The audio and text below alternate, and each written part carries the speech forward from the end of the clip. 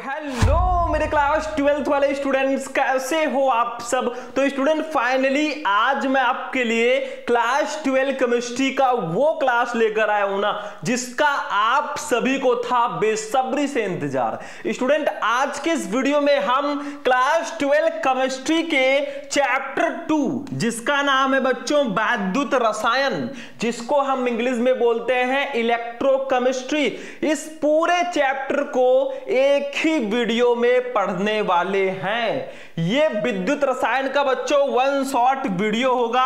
अगर आपने ये वीडियो लास्ट तक देख लिया तो आपको इस चैप्टर में और कुछ पढ़ने की जरूरत ही नहीं है। लगभग 1 घंटे से भी ऊपर की ये क्लास है और 1 घंटे में मैंने ये पूरा चैप्टर आपका फिनिश कर दिया है। तो चलिए क्लास को स्टार्ट करते हैं। सबसे पहले देखिए इस वीडियो में हम विद्युत रसायन चैप्टर के जितने भी टॉपिक हैं, जितने भी नियम हैं, जैसे कोलरोस का नियम, फैराडे के विद्युत अपघटन का नियम, निर्दिष्ट समीकरण, सब पढ़ेंगे। सभी फॉर्मूले, सभी न्यूमेरिकल इस क्लास में हम सॉल्व करेंगे।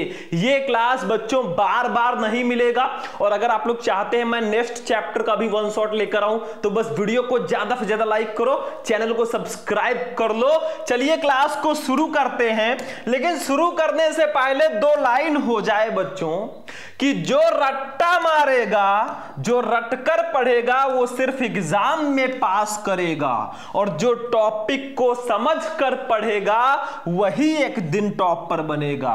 मतलब आप लोग कोई चीज रटकर मत पढ़ो, मंत्र की तरह रटचे चले जाओ, भूल जाओगे। जो रटकर पढ़ेगा वो सिर्फ एग्जाम में पास कर सकता है, लेकिन जो टॉपिक को समझकर पढ़ेगा वही एक दिन टॉपर बनेगा। तो चलिए वीडियो को स्टार्ट करते बच्चों। क्लास बहुत इंटरेस्टिंग है। वैद्युत रसायन जिसे हम कहते हैं इलेक्ट्रोकेमिस्ट्री, तो इस चैप्टर को हमें स्टार्ट करना है। तो सबसे पहले कुछ ऐसे टॉपिक्स हैं जो आपको पढ़ना बहुत ज्यादा जरूरी है। आप वैद्युत रसायन चैप्टर में जैसे आपका सेल हो गया, ठीक है, और भी बहुत सारे टॉपिक हैं इसमें, वैद्युत अपघटनी सेल, उसके बाद में विशिष्ट चालकता, विशिष्ट प्रतिरोध, सेल स्थिरांक, ऐसे बहुत सारे टॉपिक आपको पढ़ने होंगे, फैराडे के विद्युत अपघटन के नियम। तो सबसे पहले इस चैप्टर को पढ़ने से पहले हमें थोड़ा बहुत चालक के बारे में जानना होगा। जैसे आपके चालक धात्विक चालक हो गए, उसके बाद में आपका एक है वैद्युत अपघटनी चालक, ठीक है। इन सब के बारे में जब जानोगे ना तभी इस चैप्टर को प्रॉपर आप लोग पढ़ पाओगे। तो सबसे पहले हम बात कर लेते हैं भैया धात्विक चालक क्या होते हैं। इस चैप्टर में आप चालक, चालकता, ये सब काफी देखने को आपको मिलेगा। तो धात्विक चालक क्या होता है, जिसे हम इंग्लिश में मेटालिक कंडक्टर बोलते हैं, ठीक है। देखो इसका एक प्यारा सा डेफिनेशन मैं आपको बता देता हूं। ऐसे चालक जिनमें धारा का प्रवाह इलेक्ट्रॉनों के द्वारा होता है उसे धात्विक चालक कहते हैं। मतलब ऐसे चालक जिनमें धारा का प्रवाह जो है वो इलेक्ट्रॉनों के द्वारा होता है। इलेक्ट्रॉन तो आपको पता ही है, ऐसे चालक को हम धात्विक चालक कहेंगे। जैसे कुछ एग्जांपल्स मैं आपको बता देता हूं भैया। ले लीजिए अपना सोना, ठीक है, सोना ले लीजिए, ठीक, चांदी ले लीजिए, चांदी ले लीजिए, उसके बाद में एल्यूमिनियम ले लीजिए, एल्यूमिनियम, ठीक है, एल्यूमिनियम आदि, ठीक है, आदि और बहुत सारे हैं। तो ऐसे ये जो होते हैं ना, ये सब धात्विक चालक होते हैं। मतलब इनमें धारा का प्रवाह जो है ना वो इलेक्ट्रॉनों के द्वारा होता है। आपने शायद फिजिक्स में पढ़ा होगा भैया, धातु क्या होता है जिसमें धारा का प्रवाह आसानी से हो सके, चालक क्या होता है, अचालक क्या होता है, अर्धचालक क्या होता है, ये भी आपने फिजिक्स में पढ़ा होगा। तो पहले धात्विक चालक को समझो, मेटालिक कंडक्टर को। ऐसे चालक जिनमें धारा का प्रवाह इलेक्ट्रॉनों के द्वारा होता है वे धात्विक चालक कहलाते हैं। जैसे सोना, चांदी, एल्यूमिनियम, आप लोहा ही ले लो, आयरन। अगर आयरन है ना तो उसमें भी बहुत सारे मुक्त इलेक्ट्रॉन होते हैं। अगर थोड़ा सा भी करंट उसमें लग जाए ना तो क्या होता है, उसमें करंट फैल जाएगा। तो ये सब धात्विक चालक होते हैं, इनमें धारा का प्रवाह इलेक्ट्रॉनों के द्वारा होता है। कुछ ऐसे टॉपिक जो भी आपको जानना जरूरी है, 3 टॉपिक है। सबसे पहला टॉपिक है भैया चालक क्या होता है, ये तो आपने फिजिक्स में पढ़ा होगा। उसके बाद में अचालक क्या होता है, थोड़ा थोड़ा इसके बारे में भी बता देते हैं क्योंकि जानना जरूरी है। ये सब धात्विक चालक के अंतर्गत आते हैं, ठीक है। और अर्धचालक क्या होता है, अर्धचालक क्या होता है। 3 टॉपिक हैं। सबसे पहले बात करें चालक की, तो चालक वे पदार्थ होते हैं जिनमें धारा का प्रवाह आसानी से होता है, वे चालक कहलाते हैं। आप शुरू से ही हाई स्कूल से ये पढ़ते आ रहे हैं भैया चालक क्या है।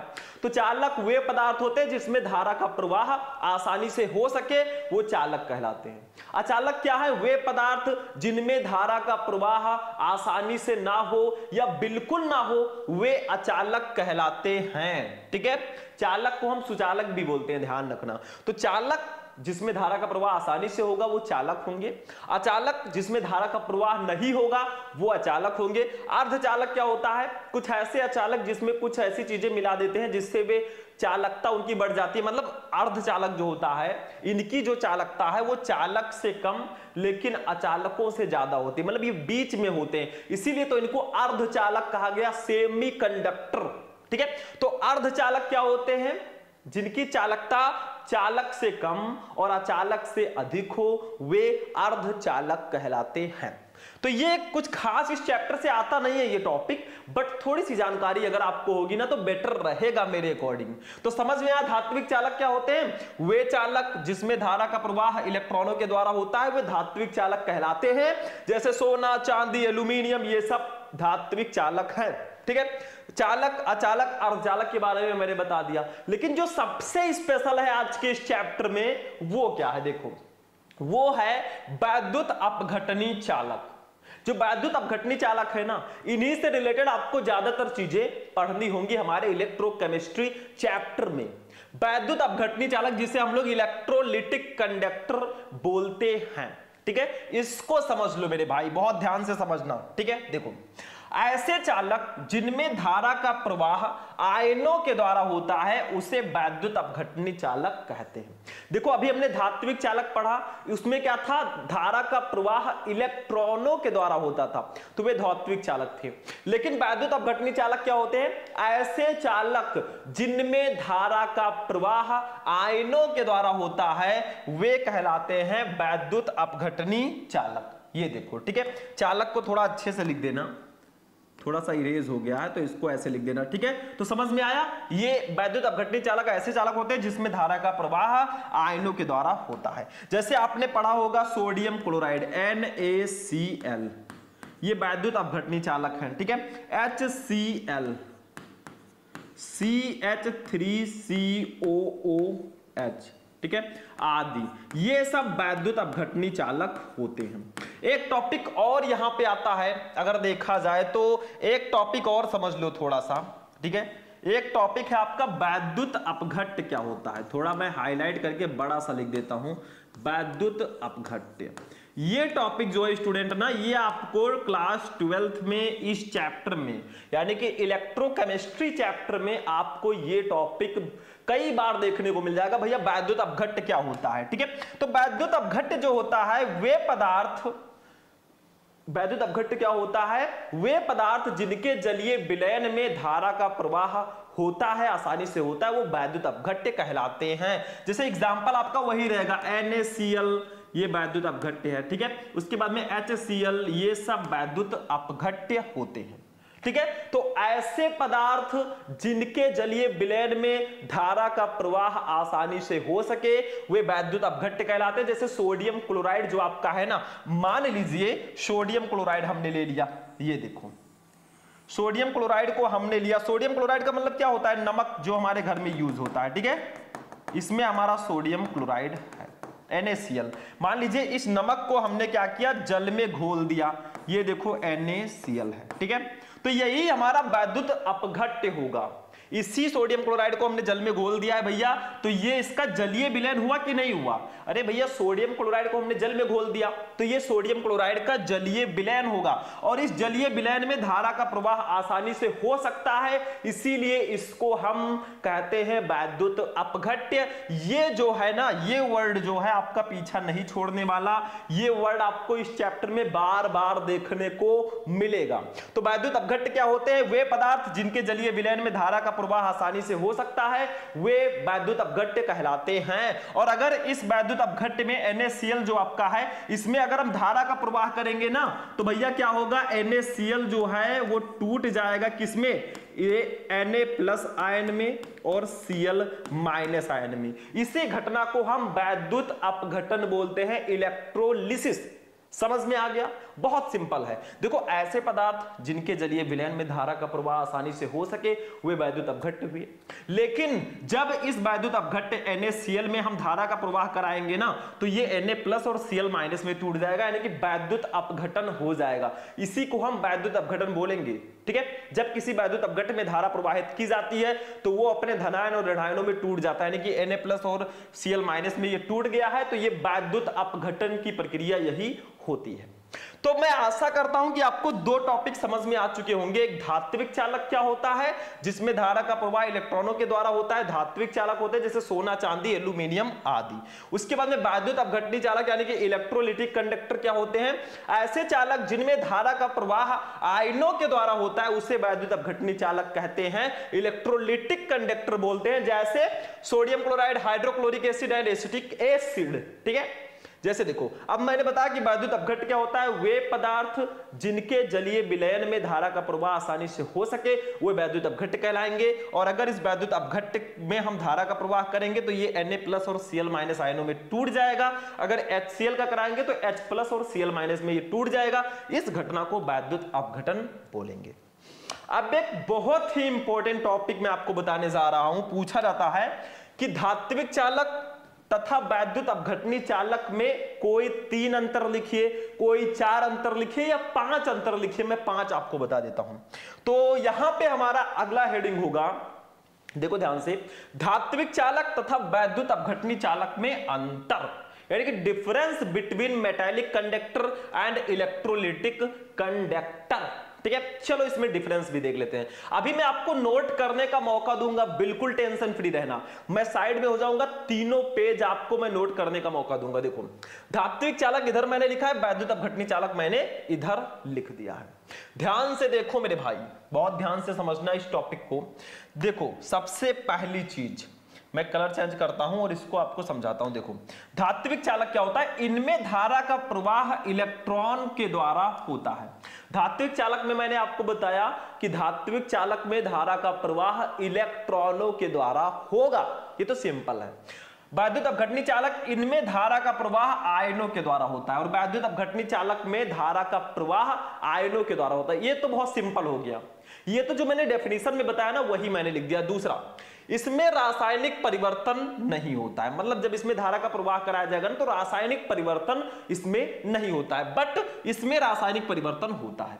अगर आप वैद्युत अपघटनी चालक में धारा का प्रवाह कराएंगे ना तो वो अपने आयनों में टूट जाएंगे, जिसको वैद्युत अपघटन हम बोलते हैं। चलो तीसरा अंतर, धात्विक चालक जो है ये ठोस तथा द्रव दोनों अवस्थाओं में चालक का कार्य करते हैं। मतलब धात्विक चालक जो है ना, इसको चाहे आप ठोस अवस्था में रखिए चाहे उसको गलाकर द्रव अवस्था में कर दीजिए, दोनों अवस्थाओं में, दोनों कंडीशंस में ये चालक का काम करेंगे, ये कंडक्टर का काम करेंगे।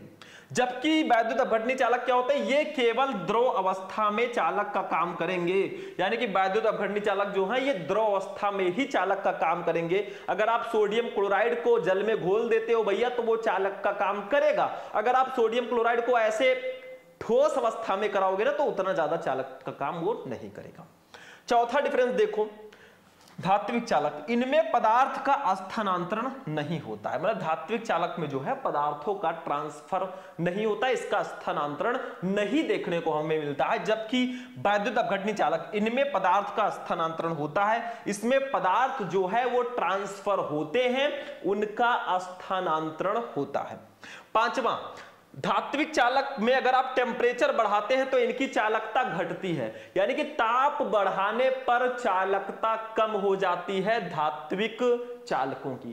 ताप बढ़ाने पर चालकता कम होती है, जबकि वैद्युत अपघटनी चालक में क्या होता है, ताप बढ़ने पर चालकता बढ़ती है। ये टॉप 5 डिफरेंस है metallic conductor and electrolytic conductor में, इसको जरूर ध्यान रखना। धात्विक चालक और वैद्युत अपघटनी चालक में क्या डिफरेंस होता है। चलो ये टॉपिक भी हो गया। आगे बढ़े। चलो अब इसको एक काम करो, मैं थोड़ा सा इसको रिवाइज करूंगा, आप लोग इसका स्क्रीनशॉट लेना, मैं साइड में हो जाऊंगा। धात्विक चालक क्या होते हैं? वे चालक जिसमें धारा का प्रवाह इलेक्ट्रॉनों के द्वारा होगा धात्विक चालक कहलाएंगे, जैसे सोना, चांदी, एल्यूमिनियम आदि। इसका स्क्रीनशॉट लो फटाफट, ले लिया। चलो दूसरा, वैद्युत अपघटनी चालक क्या है? ऐसे चालक जिसमें धारा का प्रवाह आयनों के द्वारा होता है उसे वैद्युत अपघटनी चालक कहते हैं, जैसे sodium chloride, hydrochloric acid, acetic acid आदि। ठीक है, वैद्युत अपघट्य क्या है? वे पदार्थ जिनके जलीय विलयन में धारा का प्रवाह आसानी से हो सके, दैट्स कॉल्ड इलेक्ट्रोलाइट्स, यानी कि वैद्युत अपघट्य वो कहलाते हैं, जैसे NaCl। और जब इसमें धारा का प्रवाह करेंगे तो ये अपने आयनों में टूट जाएंगे, इसको वैद्युत अपघटन यानी कि इलेक्ट्रोलिसिस बोलते हैं। वैद्युत अपघटनी सेल तथा धात्विक चालक तथा वैद्युत अपघटनी चालक में अंतर क्या होता है? धात्विक चालक, वैद्युत अपघटनी चालक, इनमें धारा का प्रवाह इलेक्ट्रॉन द्वारा होगा, इसमें आयन द्वारा होगा। इसमें रासायनिक परिवर्तन नहीं होगा, इसमें रासायनिक परिवर्तन होगा। ये ठोस और द्रव दोनों अवस्थाओं में चालक का कार्य करेंगे, ये केवल द्रव अवस्था में चालक का कार्य करेंगे। इनमें पदार्थ का स्थानांतरण नहीं होता है, जबकि इनमें पदार्थ का स्थानांतरण होता है। ताप बढ़ने पर चालकता इसमें घटती है और इसमें ताप बढ़ने पर चालकता बढ़ती है, बस इतना सा डिफरेंस है हमारे दोनों चालकों में। प्रतिरोध क्या होता है? What is resistance? देखो भैया, वैद्युत रसायन चैप्टर आप पढ़ रहे हो तो प्रतिरोध को आपको पढ़ना होगा कि रेसिस्टेंस होता क्या है। प्रतिरोध नाम से स्पष्ट हो रहा है कि किसी चीज में अवरोध उत्पन्न करना, उसी को हम प्रतिरोध कहते हैं। एक सिंपल भाषा में मैं बता रहा हूं, देखो क्या है इसका डेफिनेशन, समझो। विद्युत धारा के मार्ग में बाधा उत्पन्न करने वाले कारक को प्रतिरोध कहते हैं। मान लो कोई चालक है मेरे भाई, ये कोई चालक है, ठीक है, ऐसे तो चालक कुछ होता है, ये कोई चालक है। इस चालक का प्रतिरोध जो है, ध्यान से समझना, ये जो चालक है, ठीक है, इसकी लंबाई हम ले लेते हैं भैया L है, ठीक है, इसका जो क्षेत्रफल है वो मान लीजिए A है, ठीक है। तो आपसे कहा जा रहा है कि प्रतिरोध क्या होता है, तो इसमें देखिए जो आपका चालक होता है ना, इसमें धारा बहेगी, अगर आप इसको करेंगे तो इस धारा के मार्ग में जो रुकावट उत्पन्न करता है मेरे भाई ना, वही प्रतिरोध होता है, वही R होता है। देखो प्रतिरोध को हम R से डिनोट करते हैं, चाहे फिजिक्स हो या केमिस्ट्री हो। मतलब सिंपल भाषा में, इस चित्र की कोई खास जरूरत नहीं है, इसको मैं ऐसे रेज कर देता हूं। विद्युत धारा के मार्ग में बाधा उत्पन्न करने वाले कारक को प्रतिरोध कहते हैं, या आप कह सकते हैं विद्युत धारा के मार्ग में अवरोध उत्पन्न करने वाले कारक को हम प्रतिरोध कहते हैं, इसे R से प्रदर्शित करते हैं। अब देखो भैया ध्यान से समझो, फिजिक्स में आपने पढ़ा है R इक्वल टू होता है V/I। ओम का नियम पढ़ा कि नहीं? V इक्वल टू IR, तो R इक्वल टू V/I। लेकिन केमिस्ट्री में क्या होगा? देखो ध्यान से, केमिस्ट्री में हमारा फॉर्मूला जो होगा वो होगा R इक्वल टू होगा, देखो R इक्वल टू होगा रो इंटू L/A। ये होगा हमारे प्रतिरोध का फॉर्मूला, ध्यान से समझना, R equal to rho into L/A, ये फॉर्मूला होगा। अब कुछ बच्चे कहेंगे सर जी यहां पे रो क्या है? रो हम विशिष्ट प्रतिरोध को रो से प्रदर्शित करते हैं, तो रो है हमारा स्पेसिफिक रेसिस्टेंस यानी कि विशिष्ट प्रतिरोध। अभी आगे पढ़ेंगे, टेंशन मत लेना। एल क्या है भैया? चालक की लंबाई। मैंने आपको एक ऐसे चित्र कुछ करके बनाया था, अभी एक चालक का ये मैंने चित्र बनाया था, ठीक है। इस चालक में क्या है भैया? धारा बह रही है, देखो ऐसे ऐसे धारा बह रही है, ठीक है।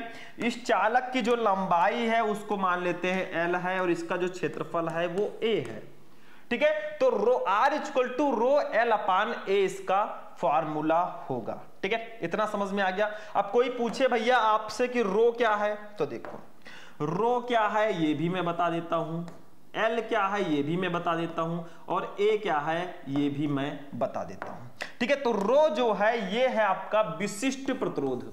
अभी आगे हम इसको भी पढ़ेंगे, टेंशन मत लेना जब तक है हम, ठीक है। तो ये है हमारा विशिष्ट प्रतिरोध। उसके बाद में L क्या है? ये चालक की लंबाई है भैया, कोई ना कोई लंबाई होगी चालक की, तो चालक की लंबाई है, ठीक है। अब आप लोग कहेंगे सर जी A क्या है? A है अनुप्रस्थ काट का क्षेत्रफल, मतलब क्षेत्रफल आप बोल सकते हैं, अनुप्रस्थ काट का क्षेत्रफल, ठीक है। ये हमारा है ए। समझ में आ गया। तो प्रतिरोध क्या होता है भैया? विद्युत धारा के मार्ग में रुकावट, बाधा या अवरोध उत्पन्न करने वाले कारक को प्रतिरोध कहते हैं। आर, इसे आर से प्रदर्शित करते हैं। आर इक्वल टू होगा रो इंटू एल अपान ए। रो है विशिष्ट प्रतिरोध, एल है चालक की लंबाई, ए है अनुप्रस्थ काट का क्षेत्रफल। एक चीज और समझ लो, देखो प्रतिरोध जो है ये हमारे लंबाई के अनुक्रमानुपाती है या समानुपाती है। यानी कि अगर चालक की लंबाई हम जितना ज्यादा बढ़ाते जाएंगे ना, उतनी ज्यादा प्रतिरोध बढ़ती जाएगी। उसके बाद में जो रो आर है वो ए के व्युत्क्रमानुपाती है। देखो ध्यान से समझो, यहां पे मैं हटा देता हूं इसको। देखो सीधा सीधा यहां पे लिखा है कि जो हमारा आर है वो समानुपाती है एल के, और जो हमारा आर है वो व्युत्क्रमानुपाती है ए के। ठीक है, यानी कि अगर आप लंबाई को बढ़ाएंगे तो भैया प्रतिरोध बढ़ेगा। ठीक है, अगर आप चालक के क्षेत्रफल को बढ़ाएंगे तो प्रतिरोध घटेगा, अगर बढ़ाएंगे तो घटेगा और घटाएंगे तो बढ़ेगा। मतलब जो प्रतिरोध है वो लंबाई के समानुपाती है, जैसे उसको बढ़ाएंगे वो भी बढ़ेगा, विशिष्ट प्रतिरोध भी बढ़ेगा। ये विशिष्ट प्रतिरोध के भी समानुपाती है, आर जो है विशिष्ट प्रतिरोध के भी समानुपाती है। ठीक है, और अगर क्षेत्रफल बढ़ाएंगे तो घटेगा क्योंकि इसके व्युत्क्रमानुपाती है। ठीक है, तो इसको आप लोग नोट कर लो फटाफट। चलो जल्दी से नोट करो, फिर हम आगे बढ़ते हैं। ठीक है, ये प्रतिरोध वाला टॉपिक आपका हो गया, शायद आपने इसका स्क्रीनशॉट भी ले लिया हो। चलो इसको हम हटाते हैं और अपने दूसरे वाले टॉपिक पे चलते हैं। ठीक है, इसको इरेज करें। अब देखो स्टूडेंट, इसको इरेज करने से पहले इसका मात्रक भी थोड़ा सा समझ लेते हैं भाई। मात्रक भी जानना जरूरी है कि प्रतिरोध का मात्रक क्या होगा। तो मात्रक हम इस साइड में लिख देते हैं। प्रतिरोध का जो मात्रक होता है ना, डायरेक्टली लिख दो मेरे भाई, ओम होता है। कितना? ओम होता है। इसको कुछ ऐसे भी हम लोग डिनोट करते हैं ओम को। ठीक है, आपने शायद पढ़ा हो हाई स्कूल में, तो आपने पढ़ा ही होगा ना प्रतिरोध का मात्रक ओम होता है। तो प्रतिरोध वाला पूरा सेशन मैंने आपको बता दिया, लेकिन अभी तो पार्टी शुरू हुई है, अभी तो एक ही टॉपिक पढ़ा है, अभी पांचों टॉपिक हमें पढ़ना है। ठीक है, तो ये आपको समझ में आ गया। चलो भैया दूसरा वाला टॉपिक देखते हैं। दूसरा वाला टॉपिक हमारा है स्टूडेंट, विशिष्ट प्रतिरोध क्या होता है। What is specific resistance. जैसे एक प्रतिरोध है, एक विशिष्ट प्रतिरोध है। जैसे एक नॉर्मल आदमी है, एक वीआईपी आदमी है। ठीक है, तो देखो विशिष्ट प्रतिरोध स्पेसिफिक रेसिस्टेंस क्या होता है, इसको समझ लो मेरे भाई। बहुत सिंपल सा है, सारे टॉपिक सिंपल हैं लेकिन इंपॉर्टेंट बहुत हैं। देखो, किसी पदार्थ के एकांक अनुप्रस्थ काट वाले एकांक लंबाई के तार के प्रतिरोध को विशिष्ट प्रतिरोध कहते हैं। मान लो कोई तार है, ये देखो ऐसे कुछ तार है। ठीक है, इसकी जो लंबाई है वो L है। कितनी है? लंबाई L है। इसका जो एरिया है वो A है और जो प्रतिरोध है भैया वो R है। ठीक है, तो क्या कहा जा रहा है कि किसी पदार्थ के एकांक अनुप्रस्थ काट वाले एकांक लंबाई के, मतलब ये जो आपका चालक तार है ना, इसके एकांक क्षेत्रफल के एकांक लंबाई, ठीक है, के तार के प्रतिरोध को ही हम विशिष्ट प्रतिरोध कहते हैं। मतलब ये जो हमारा पूरा चालक है, इसके एकांक क्षेत्रफल A और इसकी एकांक लंबाई L, ठीक है, इसी के तार के जो प्रतिरोध होगा R होगा, उसी को हम विशिष्ट प्रतिरोध बोलेंगे और इसको रो से प्रदर्शित करते हैं। अब आप कहेंगे सर जी इसका फॉर्मूला बता दीजिए, तो रो इक्वल टू क्या होगा? अरे वही वाला फॉर्मूला आपको यहां पे भी लिख देना है, थोड़ा सा चेंज करके। रो इक्वल टू होगा RA upon L। RA upon L। देखो यहां पे जो मैंने आपको फॉर्मूला बताया था, ये देखो R equal to rho L upon A था, तो रो इक्वल टू क्या होगा? R का इससे गुणा होगा, RA अपान L हो जाएगा। तो यहां पे हो गया RA अपान L। ठीक है, ये हो गया मेरे भाई। इसको हाईलाइट कर दो क्योंकि ये फॉर्मूला बहुत ज्यादा इंपॉर्टेंट है। ठीक है, यहां पे R क्या है? प्रतिरोध है, सबको पता है। A है अनुप्रस्थ काट का क्षेत्रफल और L जो है ये चालक की लंबाई है। ठीक है, रो आपका विशिष्ट प्रतिरोध है। तो समझ में आ गया विशिष्ट प्रतिरोध क्या होता है? बहुत सिंपल है। अब हम इसका मात्रक निकालेंगे। देखो, किसी पदार्थ के एकांक अनुप्रस्थ काट वाले एकांक लंबाई के तार के प्रतिरोध को विशिष्ट प्रतिरोध कहते हैं। इसे रो से प्रदर्शित करते हैं। Rho equal to RA upon L होता है। मात्रक की अगर बात करें भैया, तो मात्रक निकाल लेते हैं हम। मात्रक, तो मात्रक इसका जो होगा, मैं पहले डायरेक्टली बता देता हूं, फिर मैं निकालना सिखाऊंगा। ठीक है, मात्रक जो होगा वो ओम मीटर होगा। ओम मीटर भी आप लिख सकते हैं या इसी को लिख सकते हैं ओम सेंटीमीटर। ओम सेंटीमीटर। ठीक है, ये दोनों इसी के मात्रक है मेरे भाई। ठीक है, इसको मैं नीचे इरेज कर देता हूं, इसको ऐसे लिख देना। ठीक है, तो ये दोनों जो है स्टूडेंट इसी के मात्रक हो जाएंगे। ठीक है, तो ये समझ में आया, ओम मीटर या ओम सेंटीमीटर इसका मात्रक होता है। अब कुछ बच्चे कहेंगे सर जी कैसे होता है वो भी बता दो भैया। तो सिंपल सा तो है, देखो रो इक्वल टू हमारा होता है, देखो निकालना भी मैं सिखा देता हूं। रो इक्वल टू होता है RA/L। ठीक है, अब देखो R का मात्रक क्या होता है, आप सभी को पता है, R का मात्रक होता है ओम।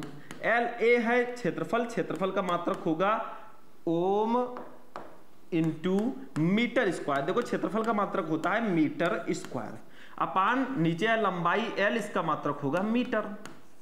तो ऊपर 2 मीटर है, नीचे 1 है, तो 1 कैंसिल हो जाएगा। तो रो का जो मात्रक हमारा आ गया वो क्या आ गया, रो का मात्रक जो आया वो फाइनली आया ओम मीटर। ओम मीटर भैया, यही तो मैंने आपको बताया अभी कि रो का मात्रक जो होता है वो ओम मीटर होता है, या इसी को ओम सेंटीमीटर भी लिख सकते हैं, वहां पे मैंने उसको लिख भी दिया है। तो विशिष्ट प्रतिरोध भी समझ में आ गया, किसी पदार्थ के एकांक अनुप्रस्थ काट वाले एकांक लंबाई के तार के प्रतिरोध को विशिष्ट प्रतिरोध कहते हैं, इसे रो से प्रदर्शित करते हैं। Rho equal to R into A/L, जहां पे R है प्रतिरोध, A है अनुप्रस्थ काट का क्षेत्रफल, L है चालक की लंबाई। ठीक है, मात्रक ओम मीटर या ओम सेंटीमीटर हो गया। मैंने मात्रक निकालना भी यहां पे आपको सिखा दिया है भैया, कैसे इसको निकालेंगे। तो भैया ये भी टाटा बाय बाय और खल्लास, इसको भी नोट करो, फिर आगे बढ़ते हैं। चलो फटाफट नोट करो, चलो नोट कर लिए भैया, चलो आगे बढ़ते हैं। क्या करना है, नेक्स्ट वाला टॉपिक देख लेते हैं भैया। ये देखो नेक्स्ट वाला जो टॉपिक है ना, ये डायरेक्टली आपके बोर्ड एग्जाम में आता है कि विशिष्ट प्रतिरोध विशिष्ट चालकता से आप क्या समझते हैं। तो जो भी समझते हैं वो इस वीडियो में मैं आपको बताने वाला हूं, ध्यान से समझना। ये टॉपिक बहुत ज्यादा इंपॉर्टेंट है आपके बोर्ड एग्जाम के लिए। 5 टॉपिक है, पांचों इंपॉर्टेंट है। ठीक है, चलो देखो विशिष्ट चालकता क्या होता है, व्हाट इज स्पेसिफिक कंडक्टेंस, विशिष्ट चालकता क्या होता है। तो अभी मैंने आपको विशिष्ट प्रतिरोध बताया कि विशिष्ट प्रतिरोध क्या होता है भैया, विशिष्ट प्रतिरोध के व्युत्क्रम को ही हम विशिष्ट चालकता बोलते हैं। देखो किसी चालक के विशिष्ट प्रतिरोध के व्युत्क्रम को उस चालक की विशिष्ट चालकता बोलते हैं, इसे कप्पा से प्रदर्शित करते हैं। मतलब विशिष्ट प्रतिरोध के व्युत्क्रम को ही हम विशिष्ट चालकता कहते हैं और इसको कप्पा से डिनोट करते हैं। अब फॉर्मूला आप लोग पूछोगे sir ji kappa equal to क्या होगा, तो भैया कप्पा इक्वल टू वही होगा 1/ρ, क्योंकि विशिष्ट प्रतिरोध के व्युत्क्रम को विशिष्ट चालकता कहते हैं, तो कप्पा इक्वल टू 1/ρ। अब आप पूछेंगे नहीं कि रो क्या है सर जी, भैया रो तो आपका विशिष्ट प्रतिरोध है ही, तो विशिष्ट प्रतिरोध के व्युत्क्रम को ही हम विशिष्ट चालकता बोलते हैं। ठीक है, समझ में आ गया, कप्पा इक्वल टू 1/ρ, देखो विशिष्ट प्रतिरोध का व्युत्क्रम है। अब कुछ बच्चे कहेंगे सर जी मात्रक भी बता देते तो बहुत अच्छा होता, चलो बिल्कुल बताएंगे। मात्रक क्या होगा, जैसे देखो उसका मात्रक हमारे विशिष्ट प्रतिरोध का मात्रक था ओम मीटर, तो ये उसका व्युत्क्रम होता है, तो ओम मीटर था, तो यहां पे ओम इनवर्स मीटर इनवर्स हो जाएगा। ठीक है, समझ में आ रहा है, तो हम लिखेंगे यहां पे, ध्यान से समझना, यहां पे लिखेंगे ओम इनवर्स मीटर इनवर्स, या इसी को लिख सकते हैं Simon centimetre inverse, Simon centimetre inverse. ठीक है, साइमन सेंटीमीटर इनवर्स। तो ये दोनों मात्रक हमारे विशिष्ट चालकता का है। समझ में आ गया मेरे भाई। चलो, या ये आपका हो गया, मात्रक भी मैंने बता दिया, तो इसको मैं साइड में कर देता हूं। मतलब विशिष्ट प्रतिरोध की व्युत्क्रम को विशिष्ट चालकता बोलते हैं, कप्पा इक्वल टू 1/ρ। मात्रक इसका होगा ओम इनवर्स मीटर इनवर्स या साइमन सेंटीमीटर इनवर्स। हो गया। चलो अब हम क्या करेंगे, ध्यान से समझ लो, क्या करेंगे हम लोग, ये इतना मात्रक भी इसका हो गया। अब हम समझेंगे कि इसको मात्रक को निकाले कैसे। तो भैया सिंपल सा है, ये जो आपका कप्पा इक्वल टू होता है 1/ρ, कितना होता है 1/ρ। तो कप्पा का मात्रक क्या होगा, देखो ध्यान से, कप्पा का मात्रक क्या होगा 1/ρ रो का मात्रक मैंने आपको बताया ही था, इसमें कुछ बताना नहीं है। ये देखो ओम मीटर मैंने बताया था, ठीक है। तो यहां पे लिख देंगे ओम मीटर, ओम मीटर। अब भैया ओम मीटर को जब आप ऊपर ले जाओगे तो विशिष्ट चालकता हमारे कप्पा का मात्रक आ जाएगा, वो क्या आएगा, ohm inverse metre inverse, ohm inverse metre inverse, या इसी को साइमन सेंटीमीटर इनवर्स भी लिखते हैं। बस हो गया। देखो मैंने प्रूफ भी कर दिया भैया कि कहां से हमारा ओम इनवर्स मीटर इनवर्स आया है, बस हो गया। समझ में आ गया। तो विशिष्ट चालकता क्या है, एक बार मैं पुनः बताना चाहूंगा। किसी चालक के विशिष्ट प्रतिरोध की व्युत्क्रम को विशिष्ट चालकता हम बोलते हैं। इसे कप्पा से प्रदर्शित करते हैं। कप्पा इक्वल टू 1/रो। रो का मात्रक होता है ओम मीटर, तो कप्पा का मात्रक होगा ओम इनवर्स मीटर इनवर्स, या साइमन सेंटीमीटर इनवर्स मैंने निकालना भी सिखा दिया। चलो इसको भी हम हटाते हैं और अपने नेक्स्ट टॉपिक पे चलते हैं। चलो इसको हटाओ, 5 टॉपिक है, फटाफट के हम देखेंगे। चलो हटाते हैं। चलो अगला टॉपिक देखते हैं क्या है। देखो अगला टॉपिक हमारा क्या है। अब देखिए स्टूडेंट, हमारा जो नेक्स्ट टॉपिक है वो है चालकता। व्हाट इज कंडक्टिविटी, मतलब चालकता क्या होता है। तो बहुत सिंपल सा है, बहुत ज्यादा सिंपल है। मतलब जैसे विशिष्ट प्रतिरोध की व्युत्क्रम को विशिष्ट चालकता हम बोलते थे, वैसे यहां पे प्रतिरोध की व्युत्क्रम को हम चालकता बोलेंगे, प्रतिरोध आर, ठीक है। तो प्रतिरोध के व्युत्क्रम को ही हम चालकता कहते हैं। इसे C से प्रदर्शित करते हैं। अब भैया फार्मूला क्या होगा वो तो आपको पता ही हो गया होगा। C इक्वल टू हो जाएगा 1/R, क्योंकि प्रतिरोध के व्युत्क्रम को हम चालकता बोलते हैं, तो C इक्वल टू हो जाएगा 1/R। चलो ये हो गया, बहुत सिंपल सा फॉर्मूला है, C इक्वल टू 1/R। अब बच्चे कहेंगे भैया मात्रक क्या होगा इसका, सर जी बता दीजिए। तो मात्रक भी बता देते हैं। देखो आप प्रतिरोध का मात्रक क्या होता है, ओम होता है, तो इसका व्युत्क्रम है तो ओम इनवर्स हो जाएगा भैया। आर का मात्रक ओम होगा, इसको ऊपर ले जाओगे ओम इनवर्स होगा कि नहीं होगा, अरे बिल्कुल होगा। तो इसके जगह पर हम लिख देंगे ओम इनवर्स, ओम इनवर्स, या इसका मात्रक एक और लिखते हैं मोहो इनवर्स, मोहो इनवर्स लिखते हैं, या हम साइमन भी लिख सकते हैं इसका मात्रक। मतलब 2-3 मात्रक मैंने आपको बता दिया किसका, चालकता का। तो प्रतिरोध की व्युत्क्रम को हम चालकता बोलते हैं, इसे C से प्रदर्शित करते हैं। C equal to 1/R।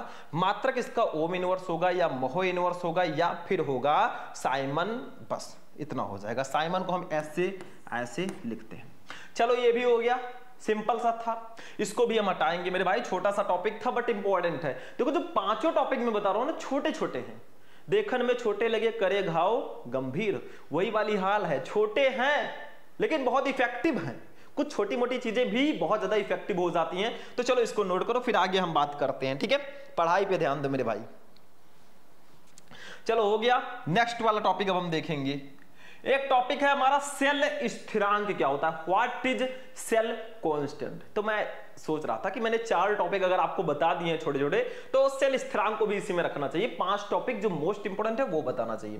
तो देखो क्या होता है, सेल के प्लेटों के बीच की दूरी तथा प्लेटों के अनुप्रस्थ काट के क्षेत्रफल के अनुपात को सेल स्थिरांक कहते हैं। मतलब सेल के जो प्लेटों के बीच की दूरी L होती है और जो प्लेटों के अनुप्रस्थ काट का क्षेत्रफल A होता है, इसी के अनुपात को ही हम सेल स्थिरांक बोलते हैं और इसको x से प्रदर्शित करते हैं। कोई कहे भैया x का फॉर्मूला क्या होगा, तो x का फॉर्मूला क्या होगा, x इक्वल टू हमारा होगा L/A, ठीक है। क्या होगा, L/A। मतलब दोनों प्लेटों के बीच की दूरी जो L है और जो इसका क्षेत्रफल A है, इसी के अनुपात को ही हम बोलते हैं सेल स्थिरांक। अब कोई पूछे भैया मात्रक क्या होगा इसका, what is the unit of cell constant, तो मात्रक इसका क्या होगा, तो मात्रक भी मैं बता देता हूं, ठीक है। मात्रक इसका होगा मीटर इनवर्स, मीटर इनवर्स या सेंटीमीटर इनवर्स, या सेंटीमीटर इनवर्स, ठीक है। ये इसका मात्रक हो जाएगा। अब कुछ समझदार बच्चे कहेंगे सर जी निकाल के बता देते तो मजा आ जाता। देखो निकालना वैसे आपको नहीं है, छोटे छोटे नंबर में अगर ये आते हैं तो कोई खास जरूरत नहीं है, बट मेरा काम है बताना, तो मैं बता देता हूं कैसे इसको निकालेंगे। तो x इक्वल टू हमारा होता है L/A। क्या होता है, L/A। अब देखो भैया L है लंबाई, दूरी जिसको बोलते हैं, तो इसका मात्रक होगा मीटर। और ए है क्षेत्रफल, क्षेत्रफल का मात्रक होगा मीटर स्क्वायर, मीटर स्क्वायर, तो 1 मीटर से ये कैंसिल, तो हमारा हो जाएगा 1/मीटर, 1/मीटर, ये हो गया। तो भैया x का मात्रक क्या हो जाएगा, अब भैया 1/मीटर है, मीटर को ऊपर ले जाओ तो मीटर इनवर्स ही तो होगा, ठीक है, तो यहां पे हो जाएगा मीटर इनवर्स, और छोटा मात्रक अगर देखें तो सेंटीमीटर इनवर्स हो गया। समझ में आ गया कि नहीं आ गया, सिंपल सा है, समझ में आना चाहिए। तो ये होता है सेल स्थिरांक, इसको नोट करो, फिर एक छोटा सा और टॉपिक में बता देता हूं, चलो इसको फटाफट नोट करो। एक बार मैं पहले रिवाइज कर दूं, सेल स्थिरांक क्या है, सेल के प्लेटों के बीच की दूरी तथा प्लेटों के अनुप्रस्थ काट के क्षेत्रफल के रेशियो को ही हम सेल कांस्टेंट बोलते हैं। x = L/A, मात्रक होगा मीटर इनवर्स या सेंटीमीटर इनवर्स, और मैंने आपको निकालना भी सिखा दिया। चलो अब इसको नोट करो, फिर आगे बढ़ते हैं। चलो हो गया। अब एक रिलेशन हम थोड़ा सा समझ लेते हैं, देखो ध्यान से। एक रिलेशन होता है, मैं यहां पे बता देता हूं, विशिष्ट चालकता, चालकता, देखो मैं यहां पे छोटा सा लिख देता हूं, विशिष्ट चालकता,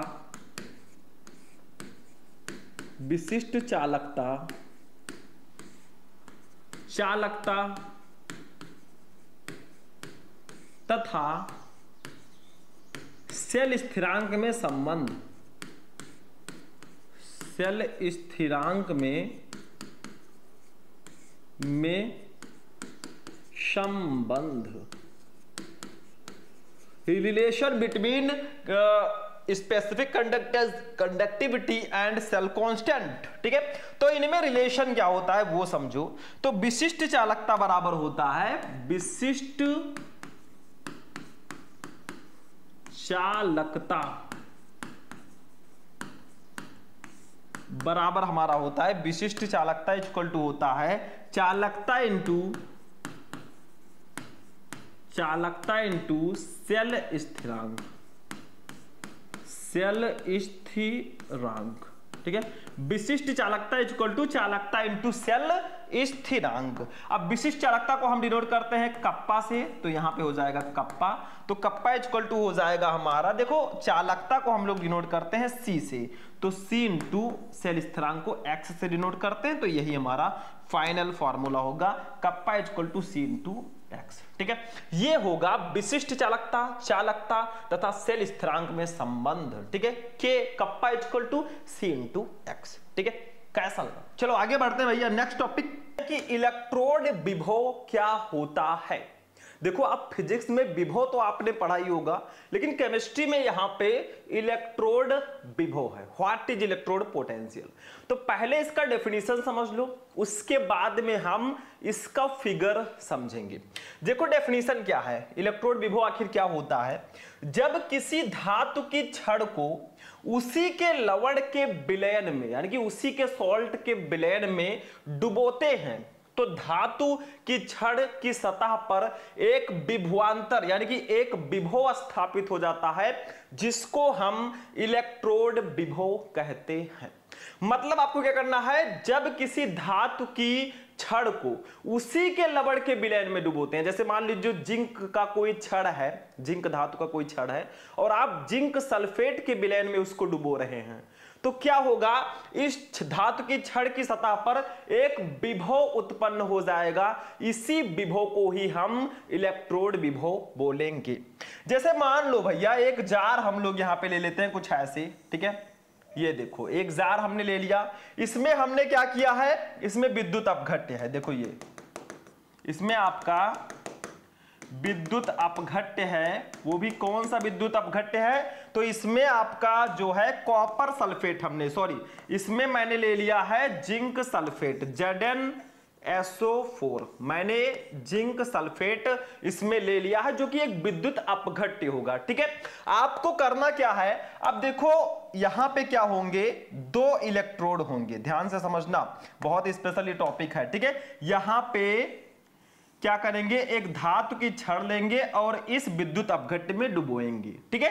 तो हम यहाँ पे दो यहाँ पे धातु की छड़ ले लेते हैं, क्योंकि इलेक्ट्रोड इनको बोलेंगे। जो धातु की छड़ होती है ना, जिसको हम विद्युत अपघट्य में डुबोते हैं, या जो विद्युत अपघट्य में डूबी रहती है, उसको हम इलेक्ट्रोड बोलते हैं। और इलेक्ट्रोड भैया दो टाइप के होते हैं, एक होता है आपका कैथोड और दूसरा होता है एनोड।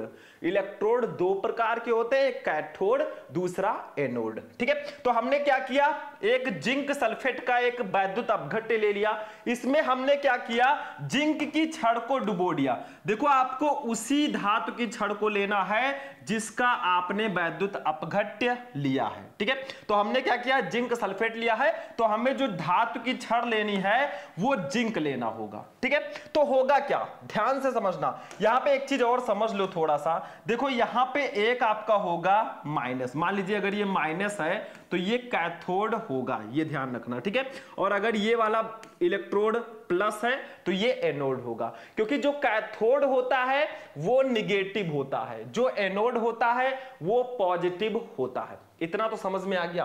अब देखो सेम जब किसी धातु की छड़ को, हमने ये धातु की छड़ ले लिया को उसी के लवण के विलयन में, देखो जो धातु की छड़ है वो जिंक की बनी है, अब हमने क्या किया, उसी के लवण के विलयन में, यानी कि जिंक सल्फेट जो होगा ये जिंक का ही लवण का विलयन है, क्योंकि इसमें जिंक है। ठीक है, इसमें डुबोते हैं तो धातु की छड़ की सतह पर, देखो इसका जो ये सतह होगा, ध्यान से समझो, ये जो इसकी सतह होगी ना, इस पर एक विभवांतर स्थापित हो जाएगा जिसको हम इलेक्ट्रोड विभव ई बोलेंगे। समझ में आ गया, बहुत सिंपल सा ये टॉपिक है, कुछ है नहीं, बिल्कुल हलवा है। एक बार मैं इसको बहुत अच्छे से आपको समझा देता हूं, समझ में आ जाएगा। देखो हमने क्या किया, जिंक सल्फेट, एक जिंक सल्फेट ले लिया विद्युत अपघट्य। ठीक है, इस जिंक सल्फेट में मैंने धातु की बनी छड़ को इसमें डुबो दिया।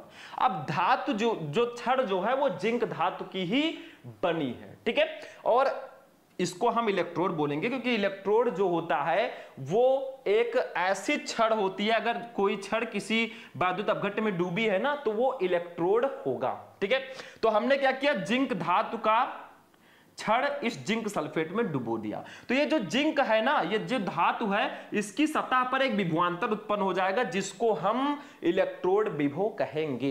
यानी कि जब किसी धातु की छड़ को उसी के लवण के विलयन में डुबोते हैं, देखो हमने जिंक की छड़ लिया और इसको जिंक सल्फेट के विलयन, उसी के लवण विलयन में डुबोया, तो धातु की छड़ की सतह पर एक विभव स्थापित हो जाता है। देखो ये जो धातु की छड़ है ना, इसकी सतह पर एक विभव स्थापित हो जाएगा जिसे हम इलेक्ट्रोड विभव कहेंगे। इसे ई से प्रदर्शित करते हैं, देखो इलेक्ट्रोड विभव को हम ई से प्रदर्शित करते हैं। ठीक है, समझ में आ गया, इलेक्ट्रोड विभव समझ में आ गया, बहुत सिंपल सा है। हमने जिंक सल्फेट लिया था और इसमें जिंक का ही हमने छड़ डुबो दिया, तो भैया जिंक का जो छड़ है उसकी सतह पर एक विभव स्थापित हो गया जिसको हमने इलेक्ट्रोड विभव कहा, और इसको हम ई से प्रदर्शित करते हैं। चलो इसको नोट कर लो फटाफट, स्क्रीनशॉट ले लो, स्क्रीनशॉट। ठीक है, चलो ये हो गया, ये समझ में आ गया इलेक्ट्रोड विभव क्या होता है। अब हम अपना नेक्स्ट टॉपिक देखते हैं क्या है, चलिए आगे बढ़ते हैं और देखते हैं नेक्स्ट टॉपिक क्या है। अब देखिए स्टूडेंट, हमारा जो दूसरा टॉपिक है वो है मानक इलेक्ट्रोड विभव, जिसे हम इंग्लिश में बोलते हैं स्टैंडर्ड इलेक्ट्रोड पोटेंशियल। लगभग उसी की तरह है मेरे भाई, लेकिन इसमें कुछ चीजें आपको माननी है। जैसे आपको एक वायुमंडल दाब लेना है, एक एटीएम, ठीक है, 25 डिग्री सेल्सियस ताप होना चाहिए, जो धातु की छड़ होनी चाहिए उसकी 1 मोलर सांद्रता होनी चाहिए। मतलब डेफिनेशन को समझ लो, देखो एक वायुमंडल दाब तथा 25 डिग्री सेल्सियस ताप पर जब किसी धातु की छड़ को 1 मोलर सांद्रता वाले उसी धातु के लवण के विलयन में डुबोते हैं, तो धातु की छड़ की सतह पर जो विभव स्थापित होता है उसे मानक इलेक्ट्रोड विभव कहते हैं। मतलब यहां पे क्या करना है, सेम वही प्रोसेस है, लेकिन जो दाब होना चाहिए वो एक वायुमंडल होना चाहिए, जो ताप होना चाहिए वो 25 डिग्री सेल्सियस यानी कि 25 डिग्री सेल्सियस होना चाहिए, और जो धातु की छड़ होनी चाहिए उसको 1 मोलर सांद्रता वाले, जो धातु की छड़ है ना उसका जो लवण विलयन होगा उसकी सांद्रता 1 मोलर होनी चाहिए। तब जो धातु की छड़ की सतह पर विभवांतर उत्पन्न होगा उसको हम मानक इलेक्ट्रोड विभव बोलेंगे, और इसे ई नॉट से प्रदर्शित करते हैं। जैसे देख लो, वही वाला एग्जाम्पल ले लो, देखो भैया ध्यान से समझना, वही वाला एग्जाम्पल हम लोग लेते हैं, कुछ खास नहीं लेंगे। ठीक है, ये देखो हमने क्या किया, ये हमने ले लिया एक जार, इसमें जो है वैद्युत अपघट्य भरा हुआ है। ठीक है, वैद्युत अपघट्य हमने कौन सा लिया है मेरे भाई, इसमें मैंने लिया है जो विलयन लिया है वो हमने लिया है ZnSO4, वही विलयन, ठीक है, ZnSO4। अब इसमें हमने क्या किया, धातु की छड़ को इसमें डाल दिया। देखो यहाँ पे धातु की छड़ को इसमें मैंने डुबो दिया, ठीक है। दो धातु के छड़ होंगे, ठीक है, एक माइनस होगा तो वो भैया कैथोड होगा, ठीक है। एक आपका हो जाएगा माइनस, एक ऋणात्मक होगा, एक धनात्मक होगा। जो माइनस होगा वो कैथोड होगा, जो प्लस होगा वो एनोड होगा। जो हमने छड़ लिया है मेरे भाई वो जिंक की छड़ है, जिंक की छड़ है। लेकिन यहां पे कुछ क्राइटेरिया है, कुछ मानक है जो आपको जानना बहुत जरूरी है। यानी कि जो आपका दाब है वो 1 एटीएम होना चाहिए, 1 एटीएम दाब, एक वायुमंडल दाब होना चाहिए। उसके बाद में जो आपका ताप है वो 25 डिग्री सेल्सियस होनी चाहिए, ठीक है। उसके बाद में जो सांद्रता है ना वो 1 मोलर होनी चाहिए, 1 मोलर सांद्रता, सांद्रता मतलब यहां पे जो प्रेशर हो इसको ताप लिख दीजिएगा, ताप, ठीक है। जो प्रेशर होगा वो 1 वायुमंडल होगा, जो टेम्परेचर होगा इसका वो 25 डिग्री सेल्सियस होगा, और जो सांद्रता होगी इस विद्युत अपघट्य यानी कि ZnSO4 की वो 1 मोलर होगी। तब जो इस धातु की सतह पर जो विभवांतर उत्पन्न होगा उसको हम कहेंगे मानक इलेक्ट्रोड विभव, और उसको E0 से प्रदर्शित करेंगे, ठीक है। समझ में आ गया? एक बार मैं फिर से समझाऊं, देखो, एक वायुमंडल दाब, इसका जो पूरा प्रोसेस है, एक वायुमंडल दाब होना चाहिए, 25 डिग्री सेल्सियस का टेम्परेचर होना चाहिए। पर जब किसी धातु की छड़ को 1 मोलर सांद्रता वाले, जब किसी धातु की छड़ को 1 मोलर सांद्रता वाले उसी धातु के लवण विलयन ZnSO4 में, ठीक है, उसी धातु के लवण विलयन में डुबोते हैं, तो धातु की छड़ की सतह पर, ये जो धातु की छड़ है इसकी सतह पर जो विभव स्थापित होता है ना उसे मानक इलेक्ट्रोड विभव कहते हैं, और इसको हम E0 से प्रदर्शित करते हैं। बहुत सिंपल है। टेम्परेचर दाब 1 एटीएम हो, टेम्परेचर 25 डिग्री सेल्सियस हो और सांद्रता 1 मोलर हो इस ZnSO4 की, तब जो इस धातु की सतह पर विभव उत्पन्न होगा उसको हम मानक इलेक्ट्रोड विभव यानी कि स्टैंडर्ड इलेक्ट्रोड पोटेंशियल बोलेंगे। आई होप कि आपको दोनों टॉपिक समझ में आ चुके होंगे। बस इतना ही आपको लिखना है मेरे भाई। एक बार मैं पुनः दिखा देता हूं आपको। इलेक्ट्रोड विभव क्या होता है, जब किसी धातु की छड़ को उसी के लवण विलयन में डुबोते हैं तो धातु की छड़ की सतह पर एक विभव स्थापित हो जाता है जिसे इलेक्ट्रोड विभव कहते हैं, इसे ई से प्रदर्शित करते हैं, ठीक है। उसके बाद में मानक इलेक्ट्रोड विभव क्या है, पहले इसका स्क्रीनशॉट ले लीजिए, ठीक है, कि एक वायुमंडल दाब तथा 25 डिग्री सेल्सियस ताप पर जब किसी धातु की छड़ को 1 मोलर सांद्रता वाले उसी धातु के लवण के विलयन में डुबोते हैं तो धातु की छड़ की सतह पर जो विभव स्थापित होता है उसे मानक इलेक्ट्रोड विभव कहते हैं, इसे E0 से प्रदर्शित करते हैं। बस हो गया मेरे भाई, दोनों टॉपिक आपका यहां पे कंप्लीट हो चुका है। चलिए आगे बढ़ें। कोलराउस का नियम क्या है, देखो, इस नियम के अनुसार किसी विद्युत अपघट्य की अनंत तनुता पर चालकता, यानी कोई भी विद्युत अपघट्य हो। अब विद्युत अपघट्य क्या होता है ये तो मैंने आपको पहले ही बताया है, जिनके जरिए विलयन में धारा का प्रवाह आसानी से हो सके। जैसे मैंने कुछ ऐसे बताया था कि HCl, ठीक है, HCl और भी है, बहुत सारे विद्युत अपघट्य होते हैं, ठीक है, जैसे ZnSO4, जिंक सल्फेट, ऐसे ऐसे विद्युत अपघट्य होते हैं। तो HCl की मैं यहां पे एग्जांपल ले लेता हूं। तो देखो क्या कहा गया, किसी विद्युत अपघट्य की अनंत तनुता पर चालकता इसके धनायनों तथा ऋणायनों की मोलर चालकताओं के योग के बराबर होती है। मतलब किसी विद्युत अपघट्य की जो मोलर चालकता होगी वो उसके धनायनों और ऋणायनों की मोलर चालकताओं के योग के बराबर होगी। जैसे भैया अगर विद्युत अपघट्य मान लो हम HCl ले लेते हैं, ठीक है, और इसका हम लोग कराते हैं विद्युत अपघटन, मान लो इसका इलेक्ट्रोलिसिस कराते हैं, तो ये भैया टूटेगा H+ और Cl- आयन में, यानी कि H+ जो होगा इसका धनायन होगा और Cl- जो होगा ये इसका ऋण आयन होगा। तो वही कहा जा रहा है कि किसी विद्युत अपघट्ट की अनंत अनंतता पर चालकता इसके धनायनों तथा ऋण आयनों की मोलर चालकताओं के योग के बराबर होगी। यानी कि HCl की जो मोलर चालकता होगी वो इसके धनायन और ऋण आयन दोनों की मोलर चालकताओं के योग के बराबर होगी। योग का मतलब जोड़, ठीक है। अब फॉर्मूला ये नहीं है, फॉर्मूला इसका दूसरा होगा। देखो भैया, अनंत तनुता पर हम चालकता ले लेते हैं। अनंत तनुता का मतलब लैम्डा, ठीक है। देखो लैम्डा इनफाइनाइट m किसका ले रहे हैं हम लोग, HCl का। देखो अनंत तनुता पर जो HCl की मोलर चालकता होगी, देखो लैम्डा इनफाइनाइट m, ये है मोलर चालकता। इनफाइनाइट मैंने इसलिए लिखा है क्योंकि अनंत तनुता पर है, ठीक है। HCl, जो HCl की मोलर चालकता होगी वो किसके बराबर होगी, इसके धनायनों और ऋणायनों की मोलर चालकताओं के योग के बराबर होगी। यानी कि लैम्डा इनफाइनाइट H प्लस और plus lambda infinite Cl minus, ठीक है। बस यही फॉर्मूला होगा हमारे कोलरॉस के नियम का। देखो ये कोलरॉस के नियम का फॉर्मूला हो जाएगा, ठीक है। सिंपल सा है, कुछ है नहीं। देखो टॉपिक बहुत छोटा सा है, मैं भले ये 5-6 मिनट में आपका टॉपिक फिनिश हो जाए, लेकिन जो इंपॉर्टेंट टॉपिक है ना उसको अलग से बताना बहुत जरूरी है हमारे लिए। तो कोलरॉस का नियम क्या है, एक बार फिर से रिवाइज करते हैं। देखो इस नियम के अनुसार किसी विद्युत अपघट्ट की अनंत तनुता पर चालकता इसके धनायनों तथा ऋणायनों की मोलर चालकताओं के योग के बराबर होती है। जैसे मान लो HCl हमने ले लिया विद्युत अपघट्ट, तो इसका जब इलेक्ट्रोलिसिस कराएंगे ना तो H प्लस और Cl माइनस में ये टूटेगा।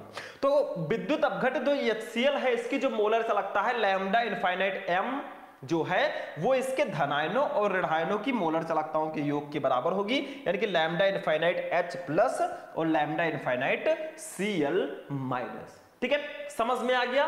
तो ये कोलरॉस का नियम है मेरे भाई, इसको नोट कर लो आप लोग, फटाफट स्क्रीनशॉट ले लो। चलो कोलरॉस का नियम समझ में आ गया कि कोलरॉस का नियम क्या होता है। अब हम समझेंगे कोलरॉस के नियम के अनुप्रयोग क्या है, एप्लीकेशंस ऑफ कोलरॉस लॉ। तो चलिए आगे देखते हैं। अब देखिए स्टूडेंट, कोलरॉस के नियम के अनुप्रयोग क्या हैं इसको समझ लो, ठीक है।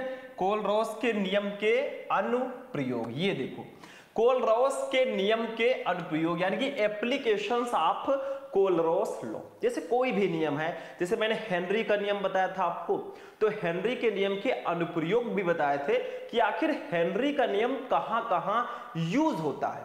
तो एप्लीकेशंस ऑफ कोलरॉस लॉ देखो, सबसे पहले अनंत तनुता पर दुर्बल विद्युत अपघट्ट की मोलर चालकता ज्ञात करना। यानी कि अनंत तनुता पर दुर्बल विद्युत अपघट्ट जो होते हैं उनकी मोलर चालकताओं को ज्ञात करने में हम कोलरॉस के नियम का अनुप्रयोग करते हैं। दूसरा है दुर्बल वैद्युत अपघट्टों के वियोजन की मात्रा की गणना करने में। यानी कि जो दुर्बल विद्युत अपघट्ट जो होते हैं ना उनके वियोजन की मात्रा की गणना करने में भी हम इसका यूज करते हैं।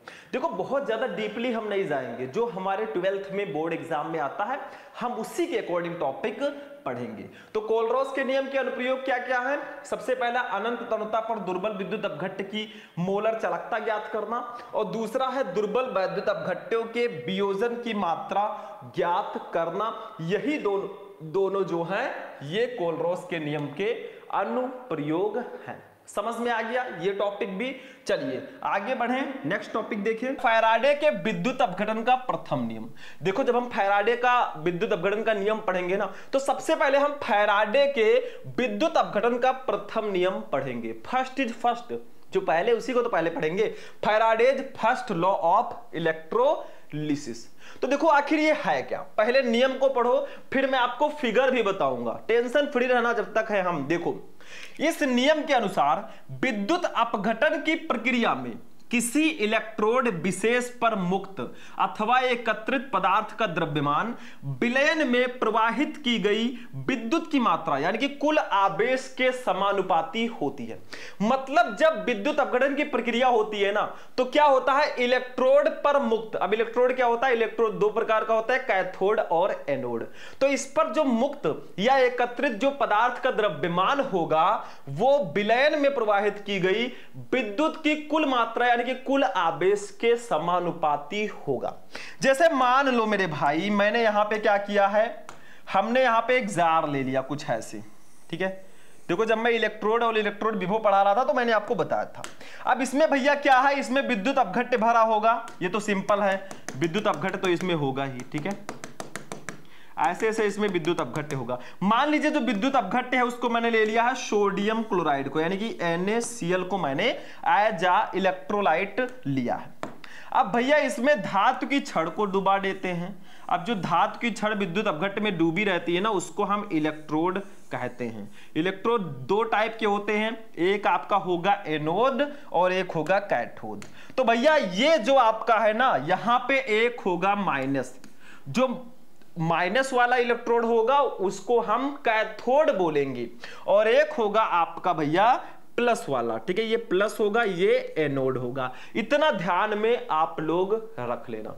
मतलब मैंने एक जार लिया है जिसमें मैंने विद्युत अपघट्य लिया NaCl। अब इस विद्युत अपघट्य में हमने क्या किया है, दो धातु की छड़ को डुबो दिया है।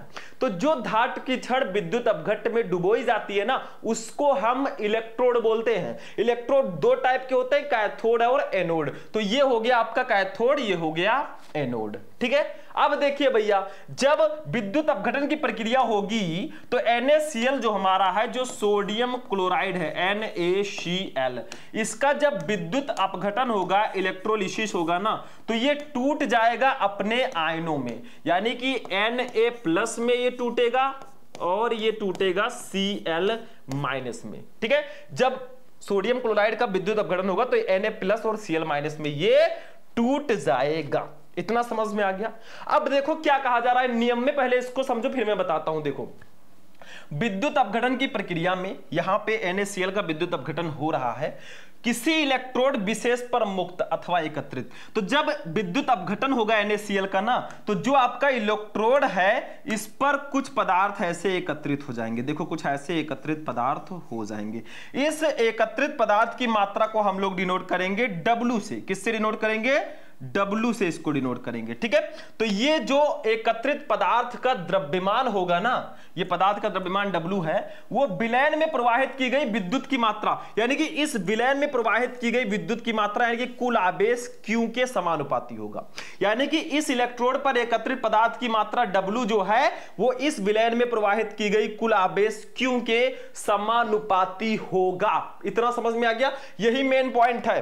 तो हमने क्या किया, एक जार ले लिया, इसमें मैंने NaCl विद्युत अपघट्य ले लिया। जब इसका विद्युत अपघटन होगा तो यहां पे दो इलेक्ट्रोड हैं, एक कैथोड एक एनोड। तो जब इसका विद्युत अपघटन होगा ना, तो इस इलेक्ट्रोड पर पदार्थ एकत्रित होंगे। तो इसका जो द्रव्यमान W होगा ना, वो इस विलयन में प्रवाहित की गई, इस विद्युत अपघटन में प्रवाहित की गई कुल आवेश Q के समानुपाती होगा। बस यही है फैराडे के विद्युत अपघटन का प्रथम नियम। तो हमें कहा गया, ध्यान से समझो, हमें क्या कहा गया कि जो W है, इलेक्ट्रोड पर एकत्रित पदार्थ की मात्रा जो W है, इस नियम के अनुसार जो W है वो किसके समानुपाती होगा, वो समानुपाती होगा बच्चों Q के। यही तो बोला गया नियम में। देखो मैं फिर से समझा देता हूं, ये जो एकत्रित पदार्थ का द्रव्यमान W होगा, ये आवेश के समानुपाती होगा। तो W समानुपाती Q इस नियम के अनुसार। अब चूंकि आपने पढ़ा होगा मेरे भाई, लिख दीजिए चूंकि Q इक्वल टू क्या होता है, आपने फिजिक्स में पढ़ा होगा, Q इक्वल टू IT होता है कि नहीं होता है, बिल्कुल होता है। तो हमारा यहां पे हो जाएगा W समानुपाती Q के जगह पर हम लोग लिख देंगे स्टूडेंट IT। ये हमने लिख दिया। अब क्या करेंगे, समानुपाती के चिन्ह को हटाएंगे तो W इक्वल टू हमारा हो जाएगा, देखो समानुपाती के चिन्ह को हटा दो तो एक स्थिरांक जुड़ जाएगा Z, तो W इक्वल टू हो जाएगा ZIT, और यही आपका फॉर्मूला हो जाएगा फैराडे के विद्युत अपघटन के प्रथम नियम का। अब W क्या है, ये इलेक्ट्रोड पर एकत्रित पदार्थ का द्रव्यमान है। आप लोग लिख दीजिएगा, मैं बोल रहा हूं, W जो है इलेक्ट्रोड पर एकत्रित पदार्थ का द्रव्यमान है। Z क्या है ये समझो, I क्या है, ये तो धारा है, T आपका है समय, ठीक है। Q इक्वल टू IT होता है।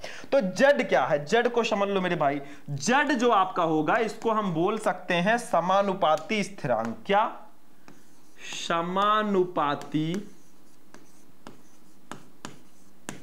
समानुपाती स्थिरांक।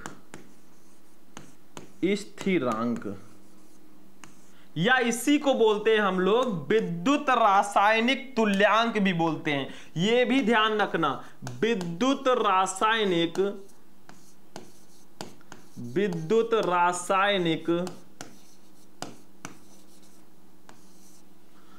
तुल्यांक, ठीक है, तुल्यांक। तो समझ में आ गया फैराडे के विद्युत अपघटन का प्रथम नियम। एक बार मैं पुनः रिवाइज करूंगा, फिर हम दूसरे नियम पर चलेंगे। देखो ध्यान से समझो, स्क्रीनशॉट लेने का भी मैं मौका आप दूंगा। देखो फैराडे के विद्युत अपघटन का प्रथम नियम क्या था कि देखो विद्युत अपघटन की प्रक्रिया में, विद्युत अपघटन की यहां पे NaCl के विद्युत अपघटन की प्रक्रिया हो रही है, इसमें किसी इलेक्ट्रोड विशेष पर मुक्त अथवा एकत्रित पदार्थ का द्रव्यमान, जो इलेक्ट्रोड आपका है इस पर एकत्रित जो पदार्थ की मात्रा या द्रव्यमान W है, वो विलयन में प्रवाहित की गई विद्युत की मात्रा यानी कि कुल आवेश Q के समानुपाती होती है। तो मैंने आपको बताया, इसको स्क्रीनशॉट लो, फटाक से तुरंत लो, ठीक है। अब देखो मैंने आपको यहां पे बताया कि W समानुपाती Q। अब चूंकि Q इक्वल टू IT होता है, हमने फिजिक्स में भी पढ़ा है, तो W समानुपाती IT हो गया। अब भैया समानुपाती के चिन्ह को हटाओगे तो बराबर लगेगा, तो W इक्वल टू ZIT। यहां पे Z जो है एक समानुपाती स्थिरांक है, या इसी को हम लोग बोलते हैं विद्युत रासायनिक तुल्यांक, ठीक है। चलो फटाफट नोट करो, फिर दूसरा नियम देखते हैं, जल्दी से नोट कर लो, ठीक है। चलो आगे बढ़ते हैं भैया, अब दूसरे नियम पे हम लोग आ जाते हैं। ये देखो फैराडे के विद्युत अपघटन का दूसरा नियम या द्वितीय नियम, जिसको बोलते हैं Faraday's second law of electrolysis. Faraday के विद्युत अपघटन का दूसरा नियम क्या है, ये अब समझते हैं। कुछ खास नहीं है, बहुत सिंपल सा है। देखो इस नियम के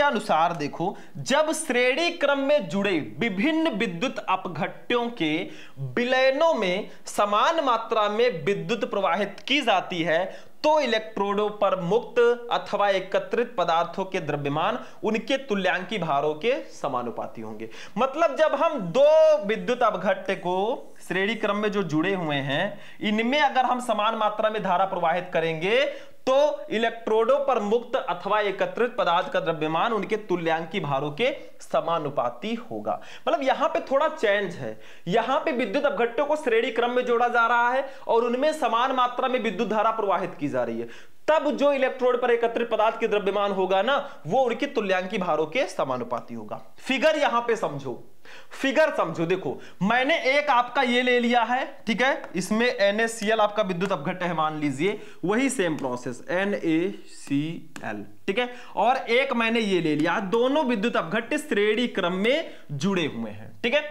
इसको मान लीजिए आपका ये माइनस है कैथोड और ये प्लस है एनोड, वही सेम प्रोसेस, ये माइनस है कैथोड, ये प्लस है एनोड। यहां पर हमने क्या किया है, दो विद्युत अपघट्यों को ले लिया है, ठीक है।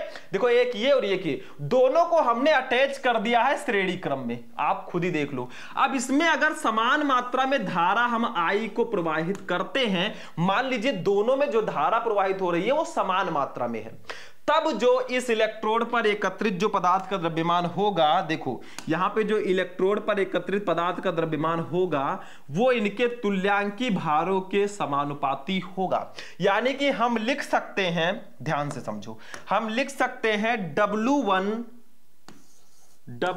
समानुपाती। W1 मैंने क्यों लिखा, क्योंकि पहले विद्युत अपघट्य के लिए हम W1 लिखेंगे, दूसरे के लिए W2 लिखेंगे, तो W1 समानुपाती E1।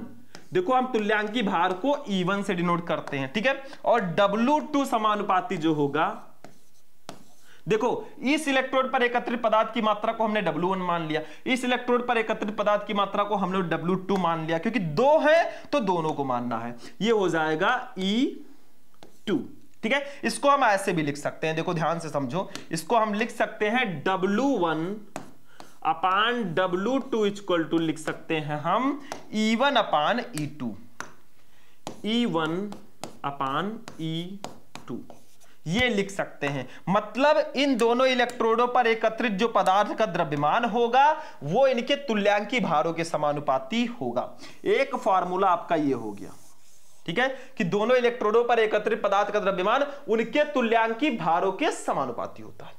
अब देखिए दूसरा फॉर्मूला भी हम यहीं से निकाल लेते हैं, ठीक है। चलो इसी साइड में निकाल लेते हैं, नेक्स्ट पेज में हम नहीं चलेंगे, ठीक है, इसी साइड में हम निकाल लेंगे। चूंकि मैंने आपको बताया था कि W इक्वल टू होता है ZIT। W इक्वल टू क्या होता है? ZIT ये होता है। तो हम क्या करेंगे, W1 के जगह पर लिख देंगे Z1IT और W2 के जगह पर लिख देंगे Z2IT। तो इसको ऐसे लिख सकते हैं, ध्यान से समझो। तो हमारा फॉर्मूला क्या होगा, बहुत ध्यान से समझना। देखो यहां पे हम लिखेंगे W1 के जगह पर Z1IT और W2 के जगह पर लिखेंगे Z2IT। ये किसके बराबर होगा? ये बराबर है आपके भैया E1 अपान E2 की, E1 अपान E2 की, ठीक है। अब यहां से IT से IT कैंसिल कर देंगे। ये देखो IT दोनों बराबर है, तो इसको मैंने कैंसिल कर दिया, ठीक है, कर दिया। अब देखो इस साइड में आपका दूसरा फार्मूला निकल आएगा। क्या हुआ? देखो Z1 upon Z2 equal to निकल आया E1 अपान E2। यानी कि जो विद्युत रासायनिक तुल्यांक या समानुपाती स्थिरांक है ना, वो भी इनके तुल्यांकी भारों के समानुपाती होता है, ठीक है। इतना समझ में आ गया भैया? बहुत ज्यादा स्पेशल ये टॉपिक है, तो इसको आप लोग नोट कर लीजिएगा, ठीक है। ये देखो ये भी समझ में आ गया। यानी कि हमसे क्या कहा गया कि जब श्रेणी क्रम में जुड़े विभिन्न विद्युत अपघट्यों में समान मात्रा में धारा प्रवाहित की जाती है, तो उन पर एकत्रित पदार्थ का द्रव्यमान जो है उनके तुल्यांकी भारों के समानुपाती होता है। तो W1 समानुपाती E1, W2 समानुपाती E2, तो W1 upon W2 equal to E1 upon E2, ठीक है। यानी कि एकत्रित पदार्थ की मात्रा उनके तुल्यांकी भार के समानुपाती है। अब चूंकि W इक्वल टू ZIT होता है, तो हम क्या लिख सकते हैं, W1 के जगह पर Z1IT, W2 के जगह पर Z2IT। तो ये हमारा हो जाएगा Z1 upon Z2 equal to E1 upon E2। यानी कि जो विद्युत रासायनिक तुल्यांक है वो जो है उनके तुल्यांकी भारों के समानुपाती होता है। ये भी सिंपल सा फंडा। या एक और आप लिख सकते हैं, यहां पे देखो हम यहां पे लिख सकते हैं Z1 upon Z2 W1 upon W2 equal to Z1 upon Z2, ठीक है। ये भी हम लिख सकते हैं कि जो इलेक्ट्रोड पर एकत्रित पदार्थ की मात्रा है वो उनके विद्युत रासायनिक तुल्यांकों के भी समानुपाती होती है। क्योंकि अगर ये इसके बराबर है ना, तो यहां पे ये भी इसके बराबर हो सकता है। तो ये भैया फैराडे के विद्युत अपघटन का दूसरा नियम था। चलो इसको नोट करो। पहले मैं दिखा देता हूं, एक बार फिर से बता देता हूं। फैराडे के विद्युत अपघटन का द्वितीय नियम क्या है? Faraday's second law of electrolysis. देखो इस नियम के अनुसार जब श्रेणी क्रम में जुड़े विभिन्न विद्युत अपघट्यों के विलयनों में समान मात्रा में विद्युत प्रवाहित की जाती है, तो इलेक्ट्रोडों पर एकत्रित पदार्थों के द्रव्यमान उनके तुल्यांकी भारों के समानुपाती होते हैं। यानी कि हमने दो विद्युत अपघट्यों को लेकर श्रेणी क्रम में जोड़ दिया, तो इन पर जो एकत्रित पदार्थ का द्रव्यमान होगा उनके तुल्यांकी भारों के समानुपाती होगा। W1 upon W2 equal to E1 upon E2। अब W इक्वल टू ZIT होता है, तो W1 के जगह पर Z1IT रख देंगे, W2 के जगह पर Z2IT। तो हमारा लास्ट में आया Z1 upon Z2 equal to E1 upon E2। चलो आप दोनों का स्क्रीनशॉट लो। पहले इसका लो, ले लिया, इसका भी स्क्रीनशॉट लो फटाक से, ये भी ले लिया। तो भैया आगे बढ़ते हैं, नेक्स्ट टॉपिक देखते हैं। जो नेक्स्ट टॉपिक है वो है नेर्नेस्ट समीकरण, जिसे हम नेर्नेस्ट इक्वेशन इंग्लिश में बोलते हैं। देखो लास्ट टॉपिक है ये हमारे इस चैप्टर का। किसी इलेक्ट्रोड का इलेक्ट्रोड विभव उसके आयन की सांद्रता तथा ताप पर निर्भर करता है। मतलब किसी भी इलेक्ट्रोड का इलेक्ट्रोड विभव जो होता है ना, वो उसके आयन की सांद्रता तथा ताप पर निर्भर करता है। इसी को लेकर नेर्नेस्ट नामक वैज्ञानिक ने इलेक्ट्रोड विभव तथा आयन की सांद्रता के बीच संबंध को बताने के लिए एक समीकरण प्रस्तुत किया, जिसे नेर्नेस्ट समीकरण कहते हैं। मतलब नेर्नेस्ट नामक वैज्ञानिक ने इलेक्ट्रोड विभव तथा आयन की सांद्रता के बीच संबंध बताने के लिए एक समीकरण प्रस्तुत किया, जिसको हम नेर्नेस्ट समीकरण कहते हैं। जैसे देखिए एक इलेक्ट्रोड अभिक्रिया हम लोग ले लेते हैं, इलेक्ट्रोड अभिक्रिया। जैसे इलेक्ट्रोड पर कोई अभिक्रिया हो रही है तो एक इलेक्ट्रोड अभिक्रिया हम ले लेते हैं, क्योंकि नेर्नेस्ट जी ने जो है ना वो इलेक्ट्रोड विभव तथा आयन की सांद्रता के बीच संबंध को बताने के लिए उन्होंने समीकरण हमें दिया था। तो एक इलेक्ट्रोड अभिक्रिया हम ले लेते हैं Mn+, ये है धातु आयनों की संख्या, ठीक है, Mn+, और इसका हम रिएक्शन करा देंगे n इलेक्ट्रॉन से। n है इलेक्ट्रॉनों की संख्या, E- है इलेक्ट्रॉन। तो इनका जब हम रिएक्शन कराएंगे ना तो देखो हमारा जो होगा ना यहां पे M जो है ये सॉलिड फॉर्म में ये होगा, M है आपका धातु, ठीक है।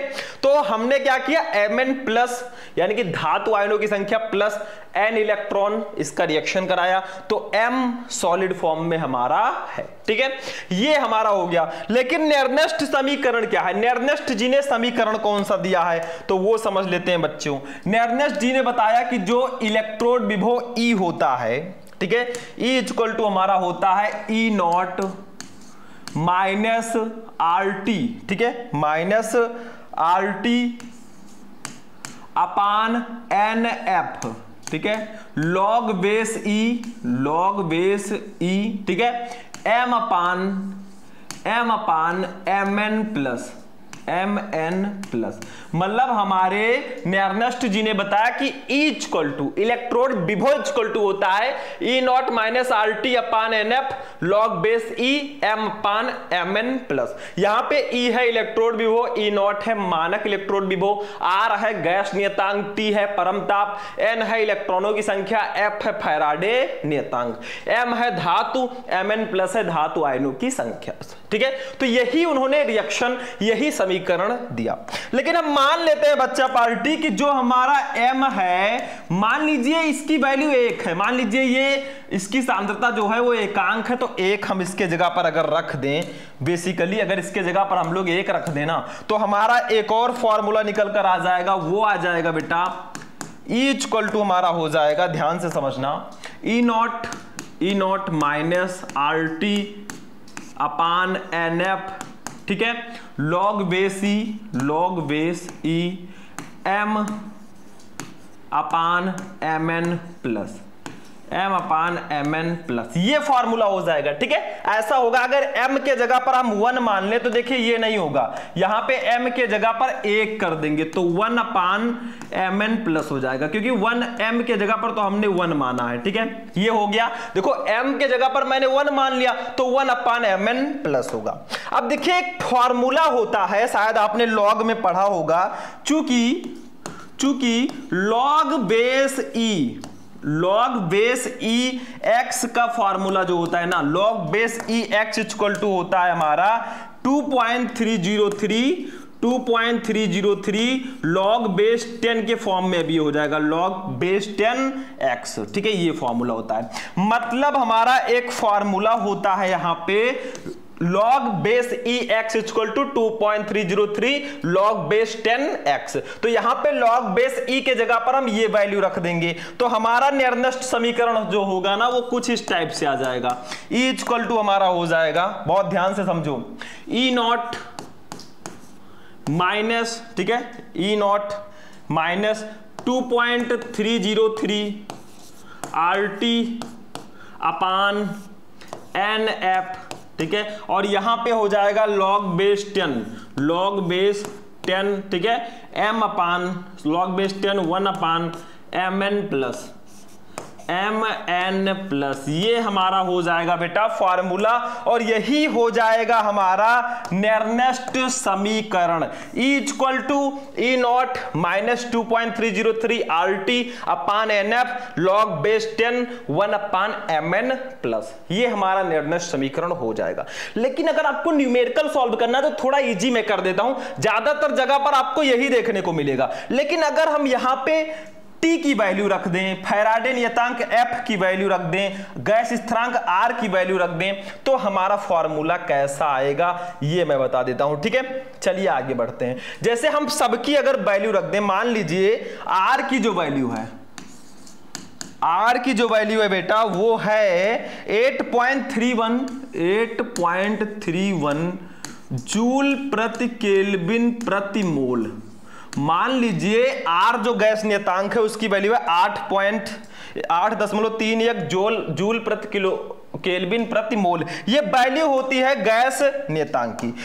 T होता है परम ताप, T की वैल्यू तो होती है भैया 298 केल्विन, तो इसको चेंज करना नहीं है, 298 केल्विन ही लिखना है, ठीक है। फैराडे नियतांक F की वैल्यू हम लिख देंगे। F की वैल्यू जो होती है बच्चों वो होती है हमारी कितनी, F की वैल्यू होती है 96,500 कूलम। जब इन सब वैल्यूज को हम इसमें रखेंगे ना, देखो बहुत ज्यादा कैलकुलेट नहीं करना है, ये सारी वैल्यूज R की, T की, F की रखेंगे तो हमारा एक और फॉर्मूला आएगा, वो भी निर्दिष्ट समीकरण ही होगा। देखो हमारा फॉर्मूला तब आ जाएगा E इक्वल टू, हमारा नया वाला फॉर्मूला आएगा अब, ठीक है, E नॉट माइनस 0.0591, ठीक है। देखो मैंने यहाँ पे R और T सबकी वैल्यू रख दी है, देखो R T सबकी वैल्यू रखी है तो गुणा भाग करने पर 0.0591 आएगा अपान n आ जाएगा। मैंने फैराडे नियतांक की भी वैल्यू रख दी है, log base 10 1 upon mn plus, ये फॉर्मूला आ जाएगा। मतलब ये हमारा हो जाएगा बेटा दूसरा वाला फॉर्मूला, ये भी हमारा फैराडे नियतांक का ही फॉर्मूला होगा। देखो ये भी हमारे निर्दिष्ट समीकरण का ही फॉर्मूला होगा। समझ में आ रहा है कि नहीं आ रहा है? देखो मैंने क्या किया है, एक बार फिर से मैं रिवाइज करूं, फिर मैं आपको सारे प्रतीक बताऊंगा। देखो इन्होंने बताया कि निर्दिष्ट नामक वैज्ञानिक ने इलेक्ट्रोड विभव तथा आयन की सांद्रता के बीच संबंध को बताने के लिए एक समीकरण प्रस्तुत किया जिसे निर्दिष्ट समीकरण कहते हैं। इन्होंने इलेक्ट्रोड अभिक्रिया की Mn plus n electron that gives out m solid form में, तो E equal to E not minus RT upon NF log base E m upon Mn plus होता है। तो m इक्वल टू 1 मान ले तो E equal to E not minus RT upon NF log base E 1 upon Mn plus, तो log base EX की value होती है 2.303 log बेस 10x, तो मैंने ये रख दिया।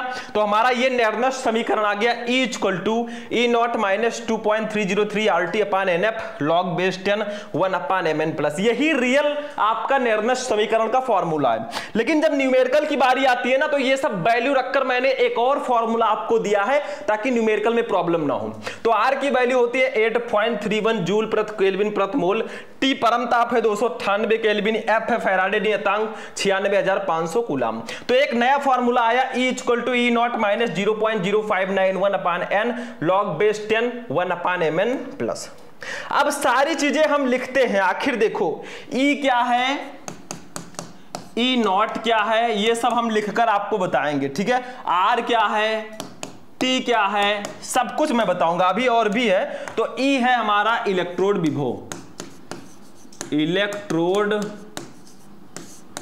विभव, ठीक है। E नॉट हमारा है मानक इलेक्ट्रोड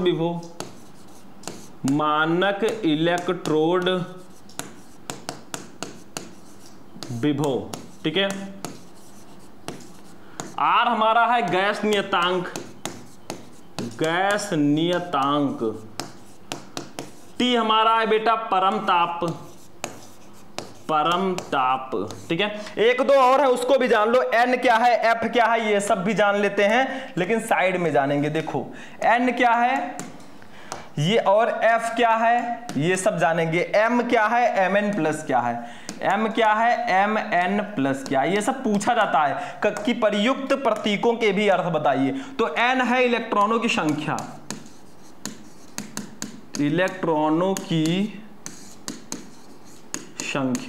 ठीक है। F है बेटा फैराडे नियतांक,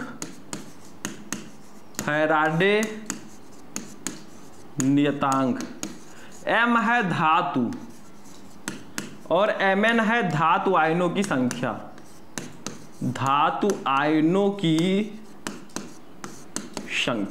ठीक है। तो यही पूरा प्रतीकों का अर्थ भी पूछा जाता है, तो आज जान लीजिए। तो इन सबका स्क्रीनशॉट आप ले लीजिए, पहले इसका लीजिए फिर इसका लीजिए, ठीक है, और लास्ट में आप इसका स्क्रीनशॉट ले लीजिए। तो यही था आपका बेटा नेर्नेस्ट समीकरण, और ये हमारा चैप्टर 2 का लास्ट टॉपिक था। तो ये पूरा चैप्टर आपका यहीं पर फिनिश होता है। तो आप लोग इस वीडियो को लाइक कर देना, चैनल को सब्सक्राइब कर लेना, और ऐसे ही आपको सारे चैप्टर चाहिए ना तो कमेंट बॉक्स में कमेंट करके बता देना। चलिए फिर मिलते हैं किसी नेक्स्ट वीडियो में नेक्स्ट टॉपिक के साथ। तब तक के लिए जय हिंद।